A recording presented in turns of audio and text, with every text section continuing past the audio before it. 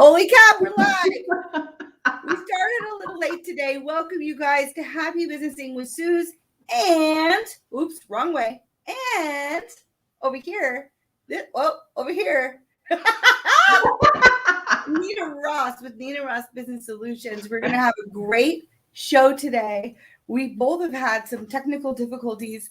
And as a lot of you guys know, I'm still dealing with my back injury too. So what a shit show. Just going to say that.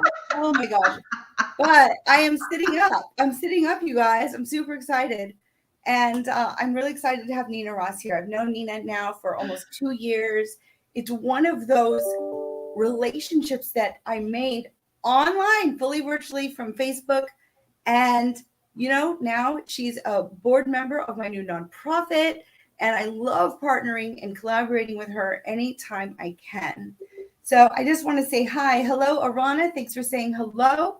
If you guys can drop us some love, drop us a comment, ask us a question. We are here. So Nina, I would love for you to give a quick introduction. Who the heck are you? My name is Nina Ross. I am a YouTube personality and a business operations expert. I solve small business problems, everything but marketing and everything but marketing. I don't do, but my specialty is small to medium-sized businesses. Great. That's awesome. I think that what I really like about Nina is she has just such a wealth of knowledge. And, you know, she may say, I don't do marketing, but let me just be clear. She's actually a marketing genius. She's doing fantastic. She's actually a multi-entrepreneur. She has a couple different things that she does. And, you know, her YouTube is blowing up. She has mentions in the media right now. It's super cool. So Nina, thank you for being here. You are very welcome. Look, I have this, you guys, we had to throw together an overlay and look.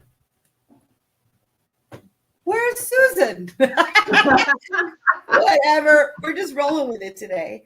That's probably the best way. Hey, we have a couple people watching. I love it. Thank you guys so much. Drop Nina a comment or a question. We're going to talk about business issues today. And, you know, with COVID going on, I think that a lot of small businesses are really not sure, like, what the best way is to be in compliance with their policies. And, you know, I wanted to ask Nina to give us some guidance on that and her best advice. You know, there are these federal guidelines coming out for certain types of organizations. There are some state guidelines that are out. And, you know, I think it leaves, I mean, this whole thing has ravaged small business owners, COVID in general. And that's part of why I'm starting this nonprofit and part of why I do a lot of pro bono work, because these small businesses are struggling. The last thing they freaking need is a compliance issue or an HR issue with their employees related to COVID on top of it. I think right now staffing is tough. I think a lot of employees are, you know, some of them have high risk families or conditions, and they, you know, they want to work from home. And small businesses are really being pressed right now to come through and accommodate while also having their own beliefs and opinions, and while also caring about their employees and their customers. I said a lot right there. What are you seeing out there, Nina, with these small businesses struggling with maybe COVID, return to work policies, vaccination policies? What are you seeing out there? I am witnessing and talking to business owners who are, quite frankly, confused. Yeah. And rightly so, because ever since all of this started, when you find a source of information, there has to be an asterisk, because this information is changing every single day. Yep. And what I advise small businesses is to, number one, stay vigilant.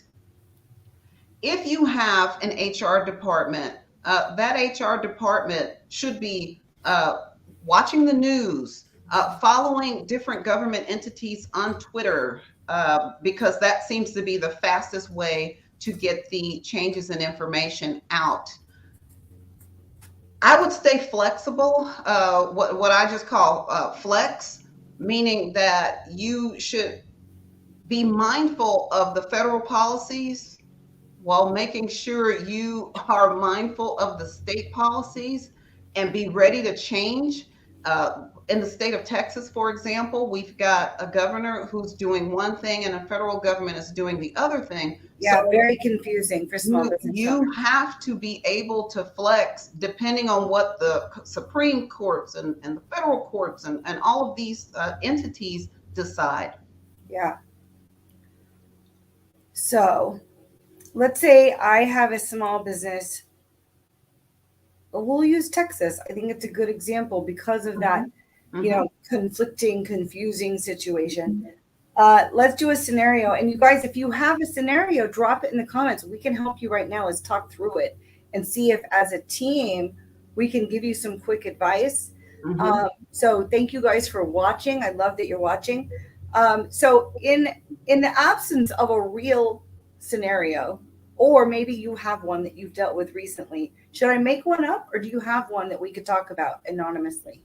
Let's just make one up because Okay. I tend to keep my clients' information confidential for the Absolutely. most part.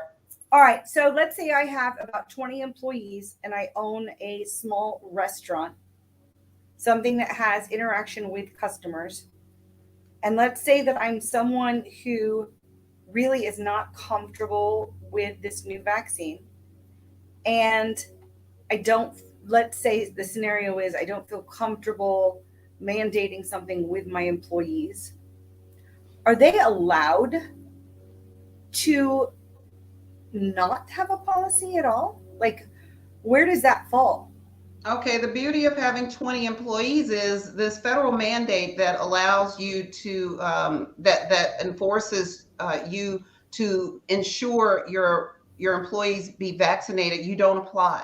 It doesn't apply to you because it's 100 employees. Okay, So I'm going to put that in the comments. always remember, period, whether it's COVID or anything else, make sure you have reached the employee threshold. The threshold for that guideline is 100 employees. So if you have less than that, don't worry about it. That's not you. I'm putting this in the comments. Please keep talking. But with that being said, there's all kinds of there could be legal ramifications for a business owner with 20 employees, and right. I'm interacting with the public. Will my employees get sick, or would they pass something on to my clients? Well, they've already passed some mandates saying that your business can't be sued. And I'm giving you guys an incredibly third grade level thing, because I had so many issues today. I didn't take any notes. So just keep in mind that what I would do as a business owner, and again, when I say that there's some guidelines or some mandates out there that says some businesses are not held liable if they pass on COVID, please do not fall for that, because you have to always err on the side of caution. So what I suggest is that business owners do their due diligence. Keep your place clean. Encourage hand washing. Keep those stations of hand sanitizer available. Keep your equipment clean. Wipe down things. Do your part to reduce the chances of anyone in your workplace spreading any type of COVID. Yeah. Well, and I think it's also important, beyond just doing those things, document that you are doing those things. Thank you. Yeah. Have a procedure that's documented that says, look, team, we're doing this cleaning every 15 minutes. We're doing this action, wiping this stuff down with sanitizer every 30 minutes, whatever. But document that you have this procedure in place, because that's going to go a long way if there is an issue with you showing, look, we have done our due diligence. So COVID vaccine or not, show you're doing everything you can do to keep employees and customers safe and document that you have a procedure in place. You may even want to do like the checklist. You know, when you go to McDonald's, you go in the bathroom and their employees sign off every time they clean. Yep, I did it. I Yep, used I to did run it. a McDonald's. Yeah, They were follow very through. big We on have that.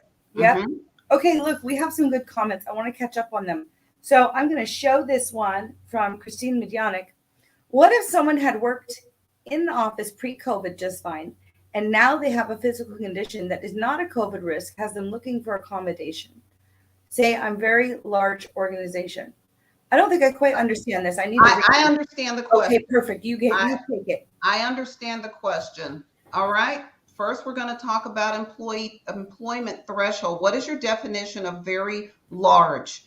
If it is over the ADA threshold, okay. So now you're talking about the Americans with Disabilities Act. I've got a video coming up on that. I think tomorrow, next week. Yeah. If you meet the definition, if you meet the threshold of ADA, what you need to do then is to determine what areas does that cover. It has to be a significant issue, and it has to be significant to the point where it affects a major lifestyle change, seeing, hearing, movement, etc. After that, then that person, you need to go to a doctor. A person just can't come up to you and say, just keep calling in. I've got this issue. Oh, I'm so sick. I'm so sick. No, you need to start having that documented.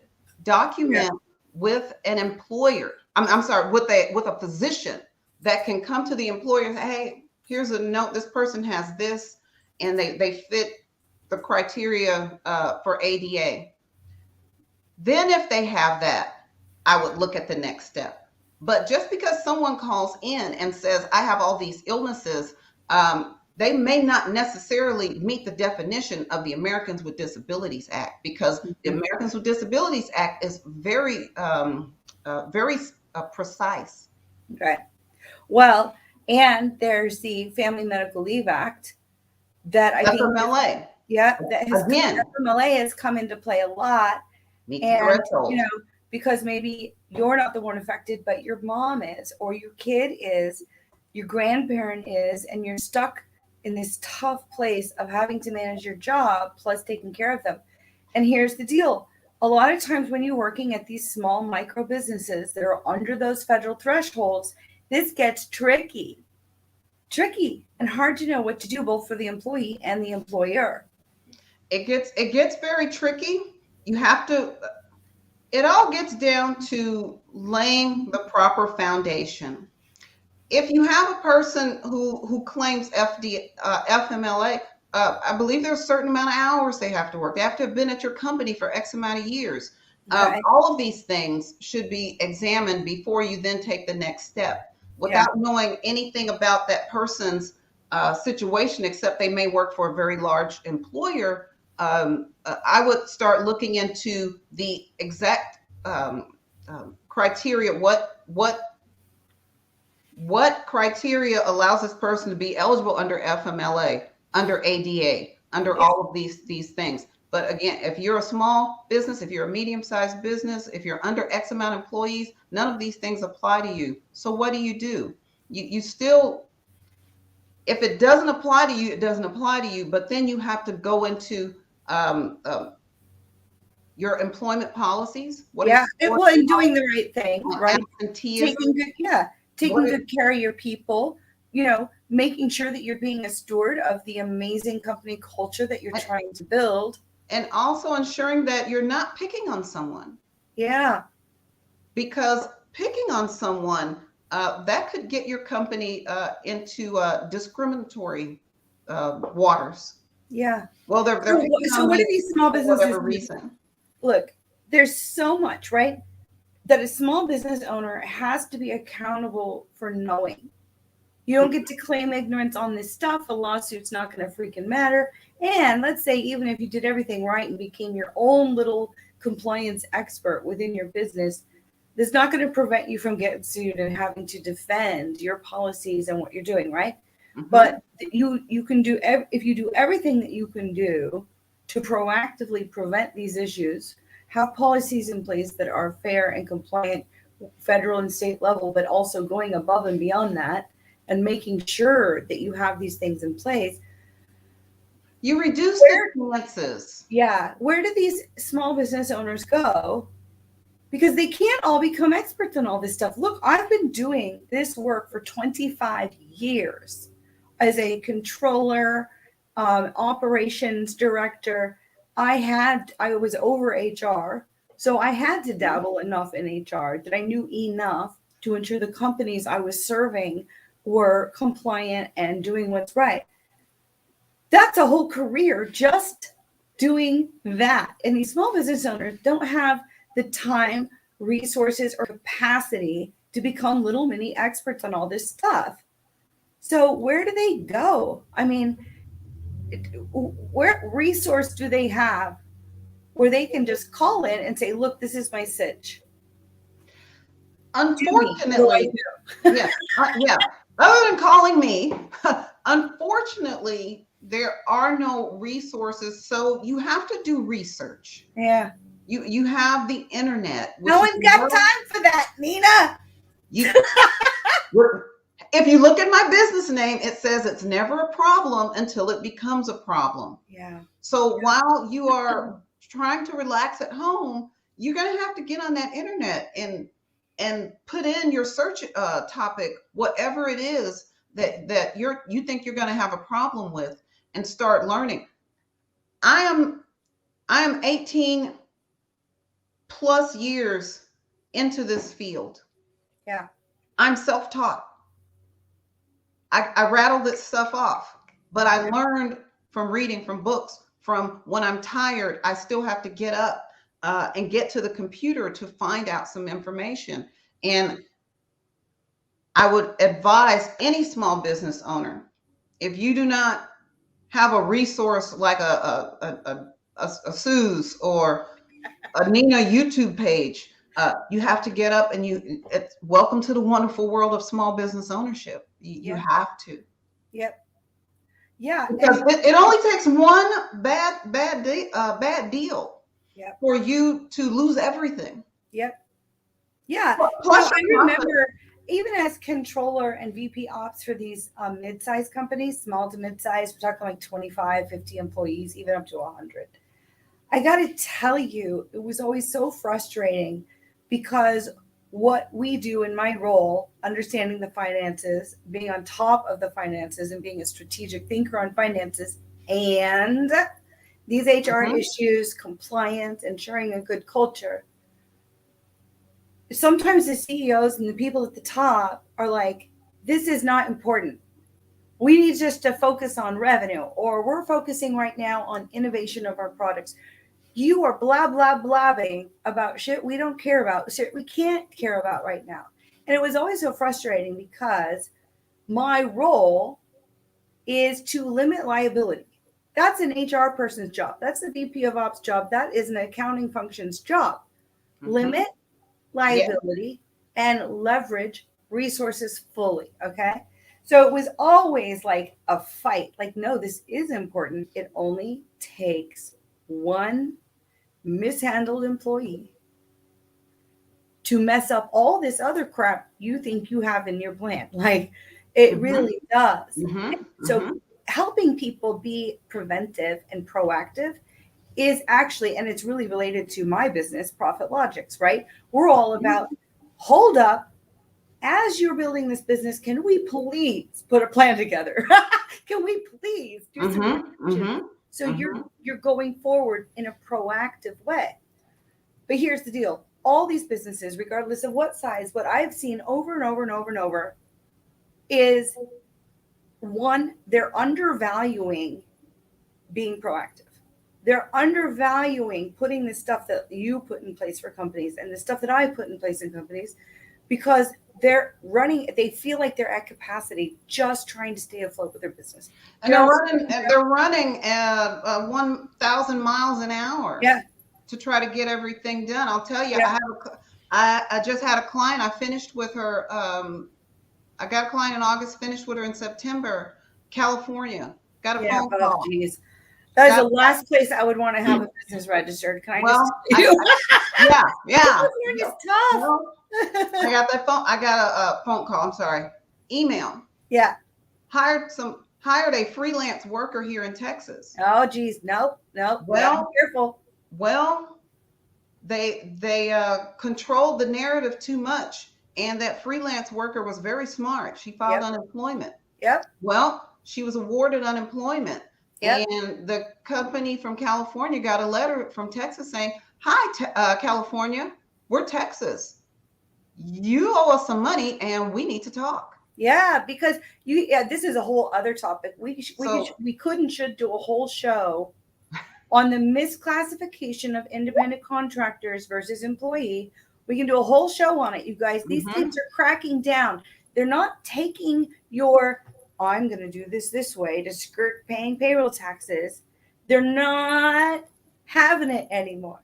And so you got to make sure you're classifying these professional engagements properly. Wow, we need a whole show on this, Nina. Yeah, because in the state of Texas, there are 20 questions. I did a video on this a while back. Yeah.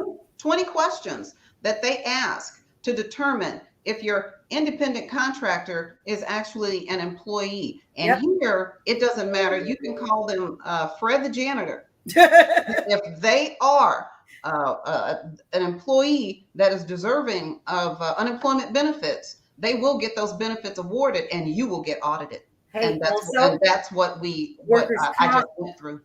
Workers' comp. I just went through this with a client. She's up to the next phase in her business. It's very exciting. And even workers' comp policies now are saying, before they even gave me the quote, who are all your independent contractors? Yes. And what's their classification? Because we have to consider that in the policy too. I'm like, what? Can you believe in Texas we are not required to have workers' comp? Wow, well, that's interesting. Well, what? There's an asterisk. Yeah. If you're sued, they can get you for whatever. Yeah. If that's the back. Yeah. If you have insurance, there's a set limit, maximum, I think, $200,000-$300,000. It doesn't matter what happened. So the lesson there is, even if it's not required, please get it. It doesn't cost a whole lot. That's the thing.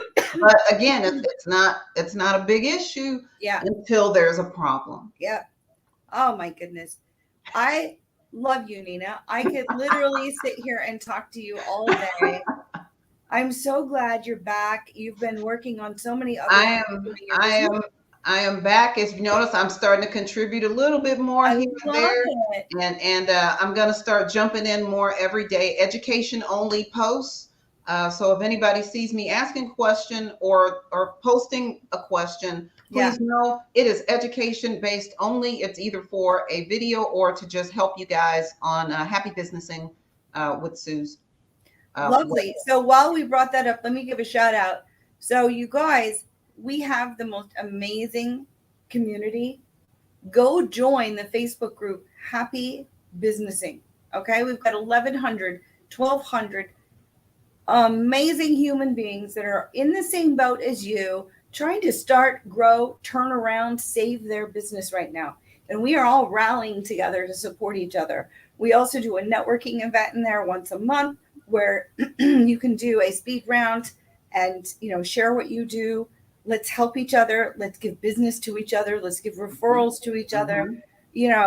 I think small business is powerful, and that is why I care so much about it. It is the ultimate socioeconomic equalizer. Owning a business, it can elevate your situation and everyone that you touch in your business, your employees, your customers, your community. There's a ripple effect of small business, and I love it. Okay, so let's wind up. In just like 3 minutes, you guys, we're going to try to turn it around really fast. I'm now swapping, and we're going to do 30 minutes with Dr. K, Dr. Christine Medyanik. We're going to talk about organizational leadership stuff. And so we have another great 30 minutes headed up for you. Nina Ross, you're amazing. You guys, there's a link to her website in the post that accompanies the live. check her out and make friends with her. She is a great friend to have. Connect with her and go support her YouTube channel. Nina, you should probably drop some comments of your YouTube link because I wasn't able to pull that together because of my back and pain and all that. Oh, that's fine. I'll put a link to the channel on Awesome. Happy Businessing. Yeah, and comment it on each of the places we're streaming. We're streaming to 8 places at a time right now. It's really cool. Oh my goodness. Yeah. So you guys, her YouTube channel is amazing. She's got lots of quick videos with quick tips. You could even do a search and find maybe an issue that you're specific. Hashtag Nina Ross Business. Yes. That's my hashtag. And I'm going to put that right here. You can pull up everything, every article that's been written about me, every press release that's been done, everything, YouTube channel, YouTube videos, specific topics. Awesome. Everything related to business, all business. Awesome. Nina, love you. Thank you for coming on. Thank you for accommodating. Oh, you guys, she had to put up with me because I was not ready. I was dealing with my back and getting things set up. She's a trooper, a champ, and a true business professional. All right. Thank you, Nina. I'm going to close down this live, and we're going to be right back in a few minutes. Happy businessing! Happy businessing!